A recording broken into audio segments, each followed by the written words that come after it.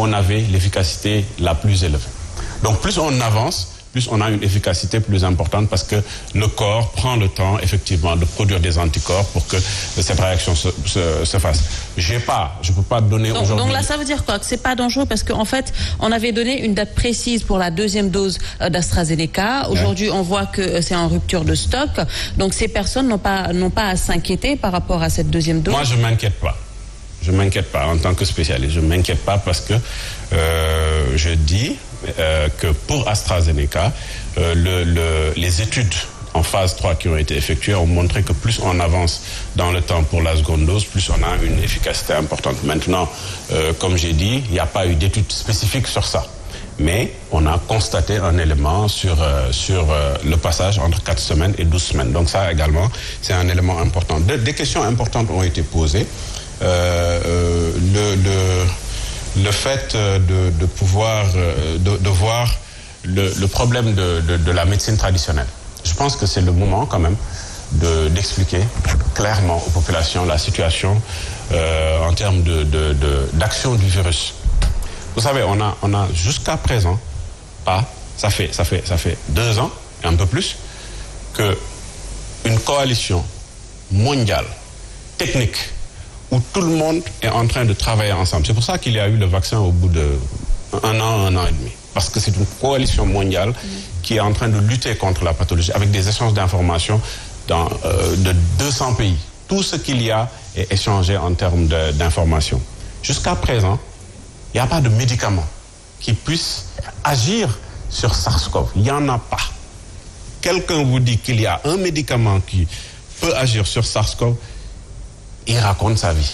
Donc, quand tous les spécialistes se réunissent jour et nuit, travaillent et que ne trouvent pas de médicaments, je suis désolé, je ne pense pas aujourd'hui qu'il y ait une racine ou une feuille découverte, je ne sais pas comment, pour traiter la pathologie, pour éviter surtout à ce que des charlatans puissent vraiment tromper les populations. Ça, je pense que c'est un élément important. Ce que le système médical a mis en place, ce sont des protocoles thérapeutiques. Je précise, ces protocoles thérapeutiques sont utilisés parce que tout simplement, on suit le virus. Si aujourd'hui le virus va au niveau pulmonaire, on utilise effectivement un macrolide.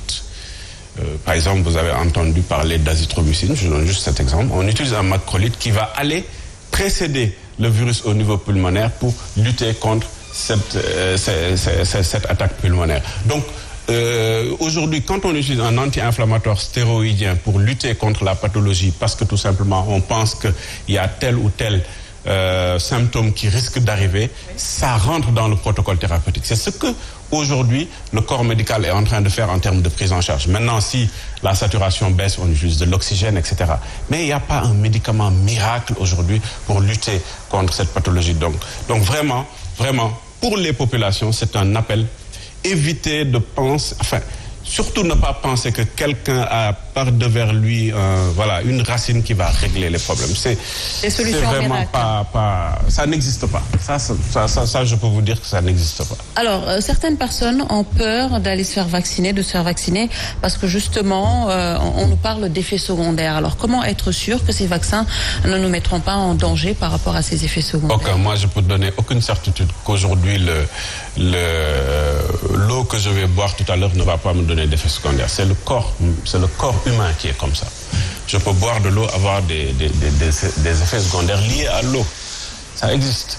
Ou bien le bissap que Seigne Saliou a bu il y a de cela 30 minutes peut créer des effets secondaires. Ça peut être une diarrhée. Ça c'est des choses qui sont inhérentes au fait que le corps humain a des réactions naturelles. Maintenant,